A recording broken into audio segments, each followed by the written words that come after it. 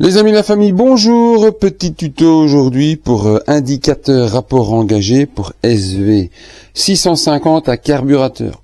C'est un sujet qui a déjà été demandé à multiples reprises, testé par beaucoup d'entre nous et qui a souvent posé problème et qui s'est au final arrivé zéro. Ça marche pas, où il y a des bugs ou des choses comme ça. Moi-même, j'ai fait plusieurs tentatives avant de trouver un système qui fonctionne.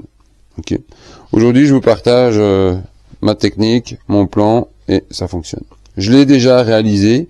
J'ai recommandé des pièces neuves pour vous montrer tout de A à Z. Donc, comme d'habitude, tous mes tutos, je les ai testés sur mes propres motos. Jamais je ne partage un tuto qui ne fonctionne pas. Ça n'arrivera jamais sur ma chaîne. Alors, pour les SV650 à carburateur d'origine, nous avons un système avec un capteur qui a juste 3 fils. Ok. Le problème, c'est qu'il existe ce genre de produit, soi-disant plug and play, AliExpress, etc., qui fonctionne comment? C'est que vous connectez en lieu et place en série sur les fiches d'origine, lui il s'allume directement, et alors avec lui, vous devez raccorder sur les régimes moteurs, le fil bleu sur le circuit d'origine de la moto. Et en fonction de votre régime moteur, vous devez mettre la première, rester, il y a un L qui apparaît, il faut encoder, et puis après vous devez rester à un certain régime, puis vous mettez la deuxième, rester au même régime, et la troisième, et ainsi de suite, et ainsi de suite. Le truc c'est qu'à calibrer, soit si t'as pas un banc de puissance, ou soit tu le fais sur la route, mais sur la route c'est extrêmement dangereux, parce que trouver une ligne droite de 4 km où il n'y a pas de bagnole, c'est scabreux. Et moi, pour éviter ce genre de problème, je l'avais calibré sur mon pont avec roue enlevée, en faisant tourner la roue avant avec un système, enfin soit. J'avais tout calibré, j'avais réussi à le faire fonctionner, ça c'est pas le souci, mais c'est pas précis. Parce que quand tu dois retaper 2 rapports très vite quand tu es sur piste et que t'as pas une conduite promenade, on va dire ça comme ça, balade, ça marche pas. J'ai des bugs, alors des fois on se retrouvait pas dans la bonne vitesse. Donc j'avais déjà parlé que je voulais montrer ce tuto, mais ce tuto je l'ai mis à la poubelle parce que comme je dis avant, tout ce que je mets, je l'ai testé et approuvé. Sinon je le mets pas sur la chaîne. Donc c'est pour ça que ce modèle-là qui existe, qui est vendu plug and play, beaucoup plus facile et moins cher au final et qui est plus joli, hein, c'est super. Ça marche, oui, mais pas bien. Pour la piste, c'est pas nickel de chez nickel. Donc ça, on oublie. Il y a la version que beaucoup, et ce qu'il y a de mieux, c'est de prendre un capteur type pirate et d'avoir un plot par rapport de vitesse. Et là, forcément, on est sûr et certain que ça fonctionne. Le problème, c'est pour trouver le bon, c'est presque impossible. Et jusqu'aujourd'hui, apparemment, par moi, personne ne l'a trouvé, puisque sinon, il y aurait déjà plein de tutos là-dessus.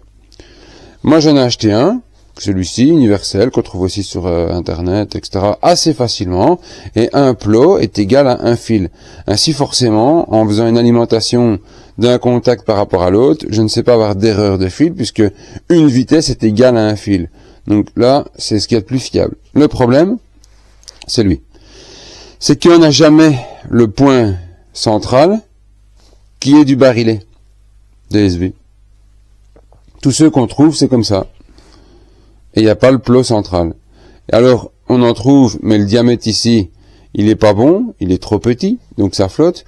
Ou alors les trous ici, c'est pas le bon diamètre, c'est trop petit, il faut les repercer. Mais si on les reforce à de la bakélite, on va le fissurer. Donc c'est vraiment la galère. Jusqu'au jour où, moi j'ai trouvé le bon. Donc celui-là, ça va pas. Là, le bon.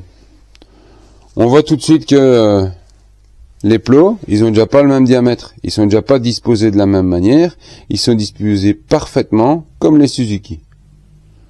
Ici, j'ai des brides de renforcement au niveau de la fixation, donc ici, si je serrais avec les vis là-dessus, je peux fissurer. En plus, l'épaisseur était pas la bonne. Là, ici, c'est renforcé avec des bagues en laiton, donc c'est vraiment qualité autre chose que ce brol-là à 10 €, quoi. Donc, lui, c'est parfait. D'où provient cet élément? J'ai cherché un moment quand même avant de le trouver. CF Moto. c'est un capteur d'origine de CF Moto. Vous voyez, j'ai l'emballage ici. Il est marqué en gros sur le CF Moto. Ok. Là, tous les rapports, etc. Mais de toute façon, je vais te mettre le lien dans la vidéo. Donc ça, c'est un CF Moto et ça marche nickel. Pourquoi? Parce que j'ai bien mon point milieu pour mon barillet. Et le barillet, lui, comme c'est un contact de masse, il touche et il pivote. Là, c'est mon neutre. Puis on a première, deuxième, troisième, quatrième, cinquième, etc. 1, 2, 3, 4, 5, 6 vitesses. Ok, donc ça c'est bon. Je vais prendre ainsi comme ça, tu vois. Donc lui, c'est ton point de neutre. Ok. Et puis c'est tes vitesses. Première, deuxième, troisième, quatrième, cinquième, sixième vitesse. Point de masse. Donc lui, mon plot, c'est toujours un pontage entre lui et le neutre. Et quand je mets une vitesse, je pivote entre un autre pour faire un contact. Donc là, je suis sûr et certain d'avoir un contact instantané, fiable, et qu'il n'y aura jamais d'erreur de parasite ou autre, parce que c'est un contact direct, quoi. Le plus dur, c'est de le trouver. Donc c'est CF Moto, je te mets le lien dans la vidéo. Je te retrouve sur le site AliExpress. Et donc là, ici, tu vas taper simplement capteur de position CF Moto. Ok. NK150. Tu fais Enter, tu défiles un petit peu, tu vois, il y en a plusieurs, mais hop, directement on reconnaît. C'est celui-ci. Tu cliques. Tu prends directement celui-là, tu vois, c'est 16,59 €. Il y a possibilité aussi d'avoir un O-ring. Mais tu peux récupérer ton origine, hein, parce que l'O-ring à 7,50 €, je trouve que ça pique quand même, quoi, tu vois. Donc c'est ce modèle-là. Ça, non, pardon, je me suis trompé. Donc ça, t'as pas besoin. Et ça, c'est la version plus chère, c'est celui-là. Donc nous, c'est ce modèle-là et rien d'autre. Celui-là, c'est la même chose, mais il est plus cher parce qu'il y a une cosse en plus. Donc tu prends celui-là. Ok, tu vois, 16,59 €, livraison gratuite. C'est parti. T'as vu le lien? Bon, en plus, pas difficile à se télécharger, à trouver, et ça coûte même pas si cher. Première étape à faire quand tu reçois ce câble, c'est déterminer qui fait quoi. Donc évidemment, quel plot est égal à quelle vitesse. Donc à quelle couleur de fil que tu vas devoir utiliser pour la suite du montage. Ici, je n'ai pas la fiche d'origine du faisceau CF Moto. Il est totalement possible de se procurer une fiche, mais moi je veux pas ça dans ma moto. C'est 10 fois trop gros. Je préfère 100 fois couper les fils et souder, et c'est beaucoup mieux, quoi. Ça c'est mon point de vue, hein. Donc moi ça, je coupe tout et je vais repérer quel plot correspond à quelle couleur de fil pour savoir. Ma première c'est rouge, ma deuxième c'est jaune, et ainsi de suite. Ok, allez, c'est parti.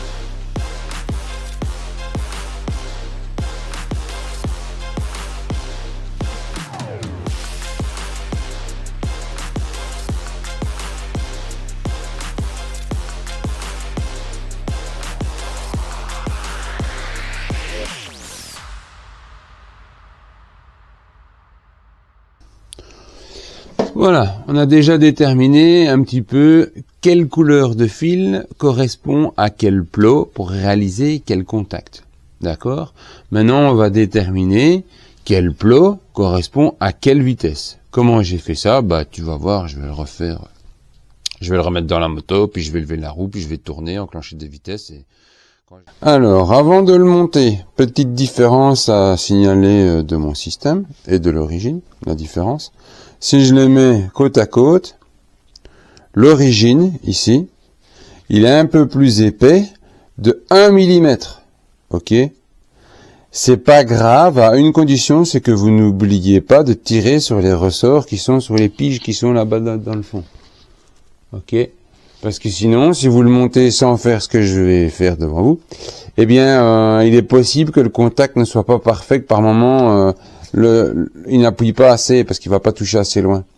Mais c'est pas un problème, hein, parce que les ressorts qui sont là-dedans et la pige, c'est pas une petite bille qui fait 3 mm, hein, elle fait plus d'1 cm de long. Donc si je tire le ressort de 1 mm en plus, il y a 9 mm qui sont encore à l'intérieur. Donc il y a vraiment zéro danger. Hein. Ok, que les choses soient bien claires. Ça va? Je vous le fais. Hop là. Voilà. Tu vois ce que je ressors? C'est ça.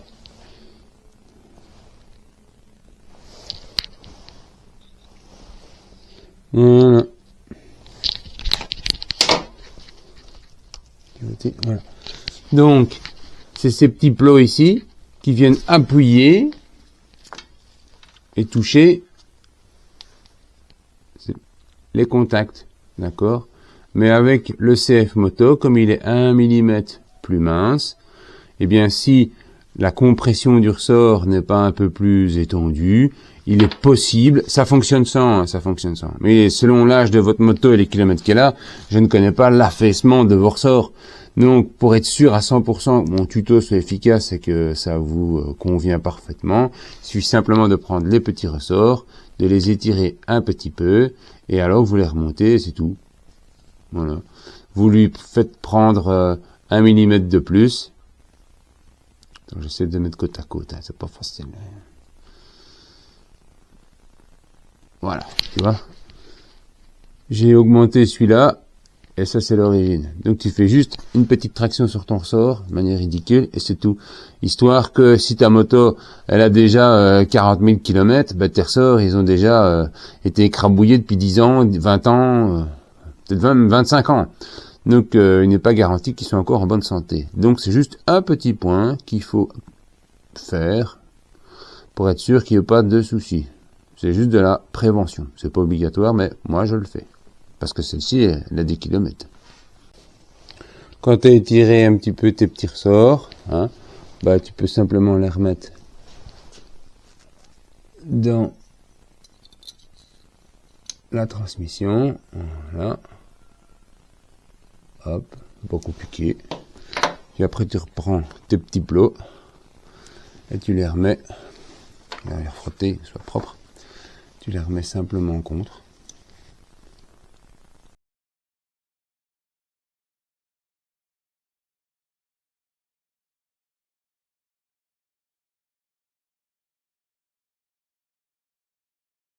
Et voilà. Tu vois. Là, ben, attends, j'essaie de te montrer. Tu vois, j'ai remis mes deux petits plots à leur place avec les ressorts un peu allongés. C'est tout.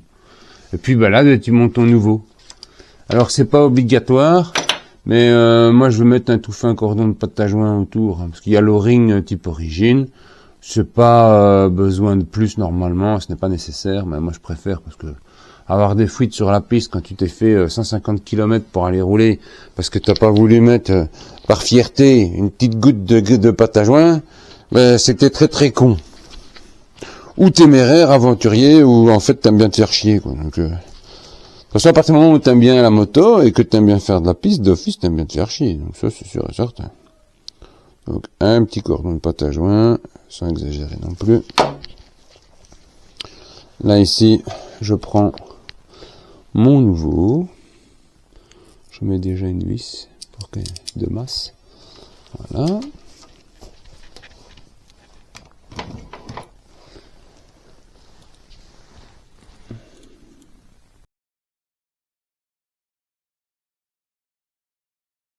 Là ici, on sait le monter et le démonter sans enlever la transmission, ni l'accouplement d'embrayage, ni rien du tout. Oui, c'est plus facile si vous prenez le temps d'enlever le mécanisme ici, et si vous enlevez votre arbre de sélecteur de vitesse. Je n'ai pas envie. Donc,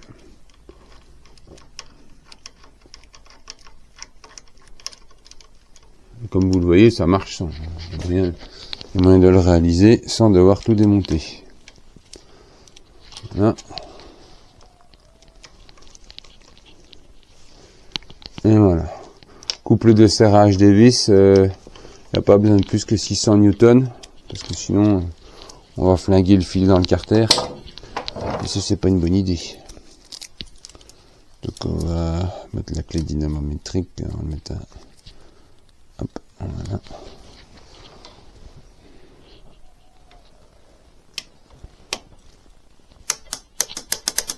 Voilà.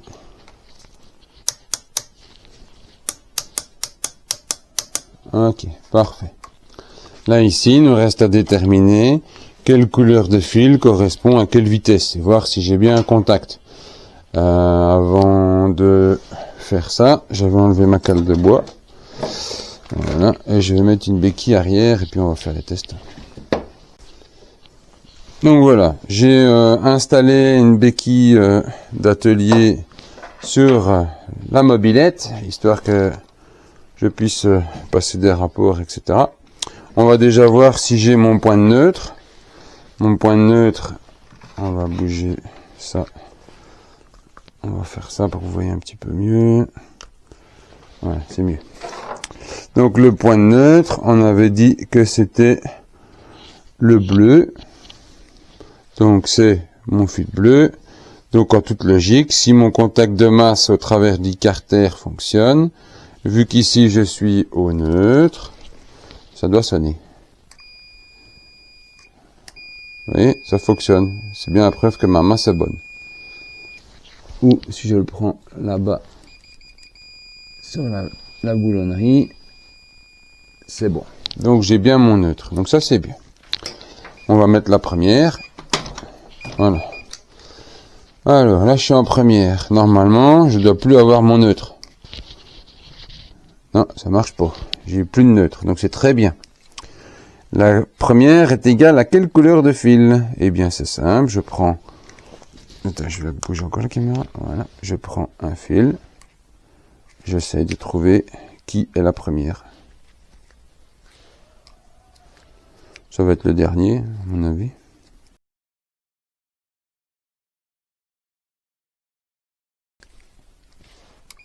Voilà, j'ai trouvé ma première. Alors, ma première, c'est le blanc et jaune. Donc, je reprends mon petit crayon. Mon blanc jaune. 1. Voilà. Et t'as compris, je fais ça pour tous les autres, quoi. Donc ici, ben, je repasse au neutre. Voilà. Deuxième. La deuxième.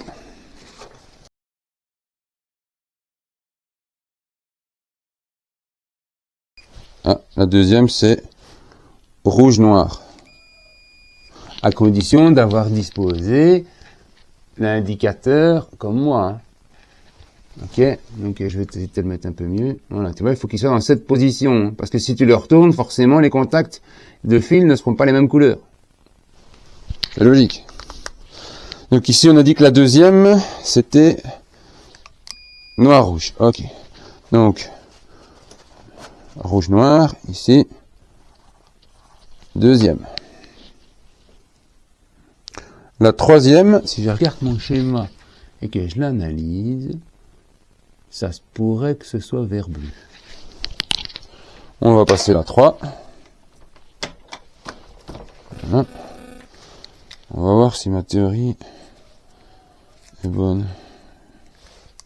C'est ça, j'ai pigé le truc. C'est la troisième, c'est vert bleu. Et j'ai pas de contact avec les autres. Hein. Faut toujours tester, mais j'ai pas de contact. Donc, ça veut dire que mes plots touchent parfaitement bien. Vert bleu, c'est la troisième. Donc, ça veut dire qu'on va avoir 1, 2, 3, 4, 5 et 6. Donc, ça va être jaune-bleu la 4.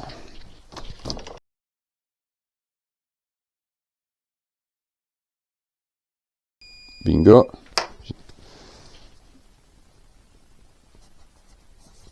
quatrième.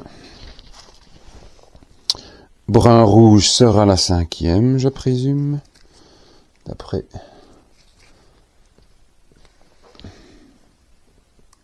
Ah, faut le mettre la cinquième aussi. Voilà. C'est mieux. Alors, brun rouge. Ok. Cinquième. Et vert rouge, c'est la 6. Attends. Vert rouge. Voilà. Vert rouge. C'est la 6e.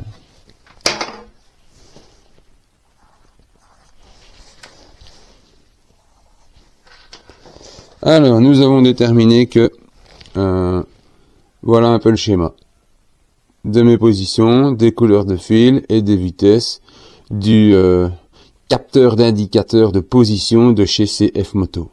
Et grâce à ça, bah, vous avez compris, hein, c'est tout facile. Hein. On achète un indicateur de rapport engagé, comme je vais vous montrer, qui coûte 12-13 balles. Et en fonction, pareil, avec une batterie, je vais l'alimenter pour déterminer quelle couleur de fil dans l'indicateur est la première, la deuxième, etc. Et puis après, il suffit simplement de faire une liaison ensemble, et c'est fini. Et là, d'office, c'est impossible que j'ai une erreur de vitesse affichée. Indicateur rapport engagé. Bon, ben, j'ai acheté celui-là, moi. Ok. Je te mets le lien aussi dans la description.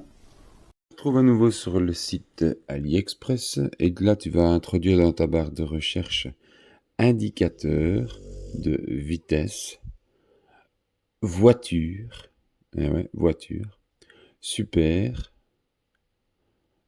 pro, mince. Et là, tu tournes dessus. Mon gamin voulait un bleu. Sinon, il y a les autres couleurs, hein, mais c'est plus cher. Donc moi, je voulais prendre le bleu. Et voilà, comme tu vois, ben, c'est celui-ci.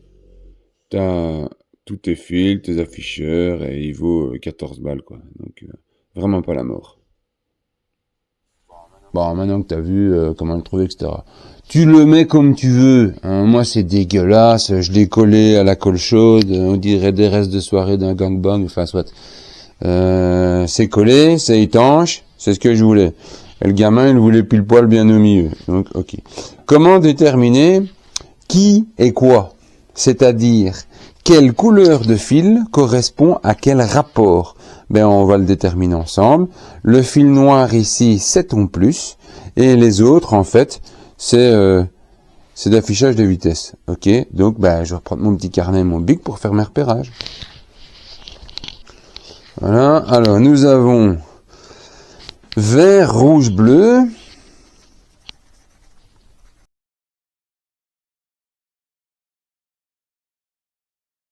Alors, nous avons vert, rouge, bleu, jaune, noir, blanc, brun. Voilà. Et on va déterminer simplement qui fait quoi. Donc, on va commencer par le début. Voilà. Alors, si je fais noir et brun, je vois que c'est ma 6e. Brun égale 6.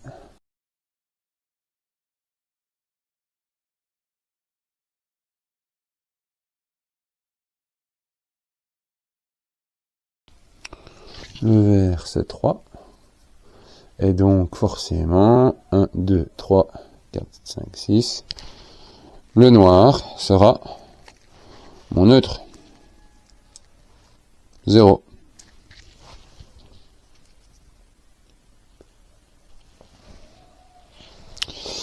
Comment ça fonctionne? Pareil. Lui, c'est un plus pour alimenter. Et le moins, c'est ici. Donc, ce sont des contacts de masse. C'est exactement la même chose, un contact de masse que je vais avoir sur mon moteur. La preuve, dès que je touche un moins, ben, j'ai des codes. Et si tu fais plusieurs en même temps, tu peux alimenter plein de trucs. Hein. Donc ça va pas non plus. Donc voilà, j'ai déjà déterminé. Donc avec mon indicateur, je sais maintenant que le fil vert est égal à 3e, rouge première, bleu 2, jaune 5, noir 0, blanc 4e et le brun c'est la 6e. Et je n'ai plus qu'à mettre en corrélation mon code couleur d'indicateur avec mes codes couleurs du capteur. Et je soude tous les fils ensemble et c'est fini. Il n'y a plus rien à faire. Voilà, ici j'ai raccordé mon indicateur. Hein, ok. J'ai pris un bout de fil que j'ai allongé avec un câble avec 7 fils à l'intérieur. J'ai essayé de trouver 7 fils de même couleur que l'indicateur. C'est pas toujours facile, mais bon, j'ai presque trouvé. Après, j'ai utilisé le schéma de concordance.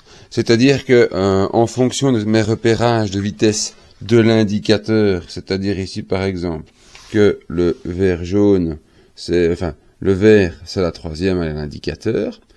Je cherche sur les capteurs la troisième, c'est qui? C'est vert bleu. Bah, c'est tout simple. Donc, tu soudes le vert avec le vert et bleu. Hein, tu vois. Et tu respectes les repères ici avec tout ce qu'on a déterminé. Donc, j'ai déjà tout soudé.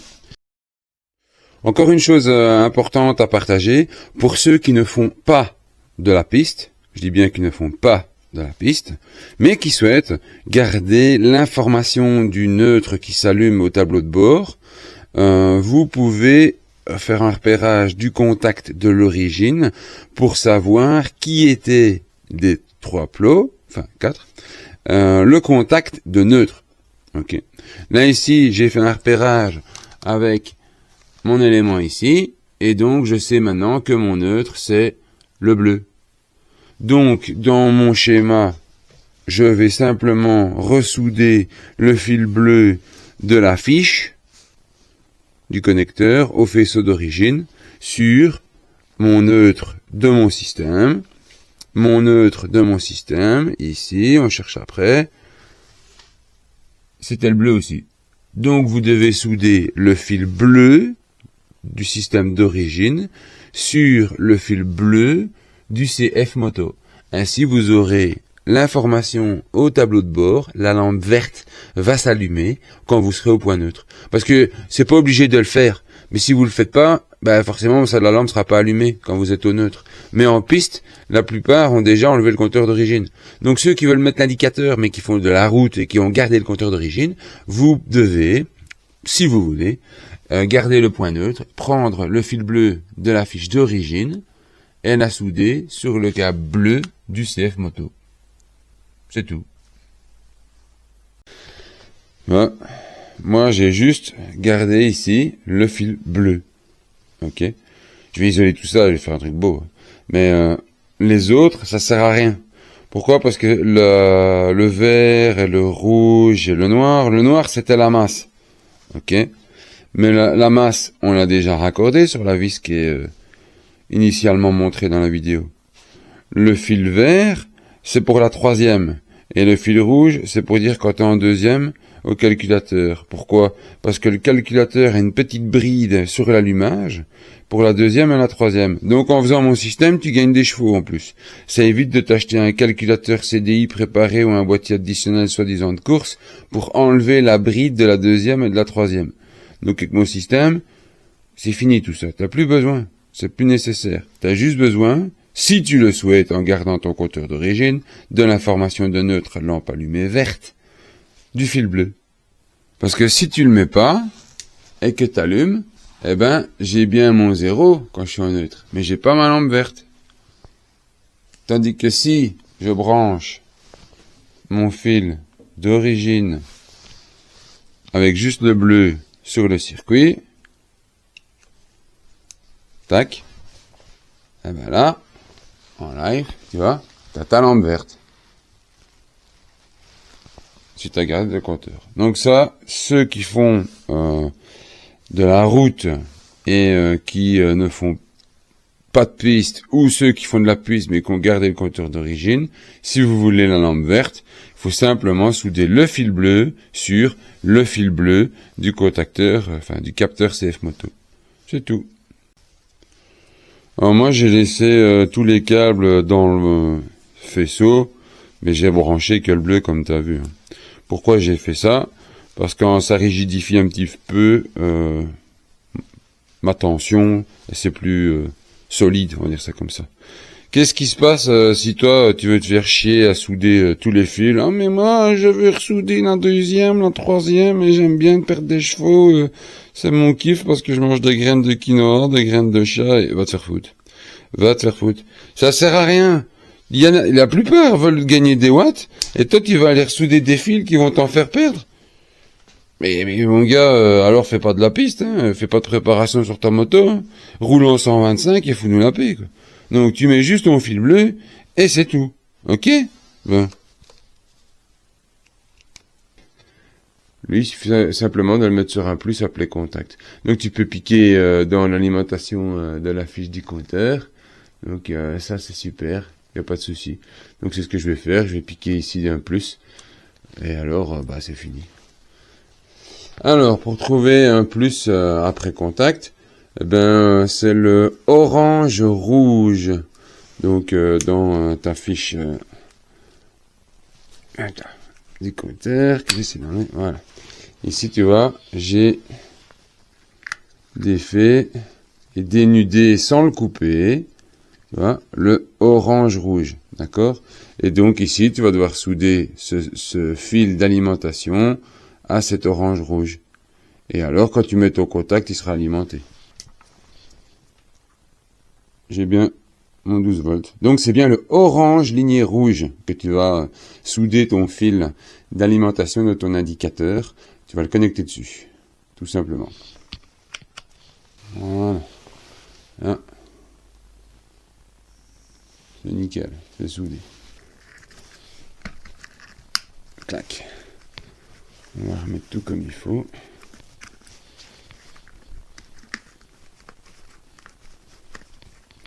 Voilà. Là, les fils, ça tire pas. Alors, on va tester. On va voir un peu si ça fonctionne. Voilà. Ah bah déjà, c'est bon. J'ai mon 0. J'ai mon neutre affiché. Parfait. On va mettre une vitesse. Première. Le nœud s'éteint, j'ai 1. Là, je remonte. 2. 3. 4. 5. 6. 5. C'est nickel. C'est parfait. Voilà. Donc le montage est terminé. Ça fonctionne à merveille. C'est pas très difficile. Ça prend un peu de temps, hein, mais c'est pas super compliqué, quoi.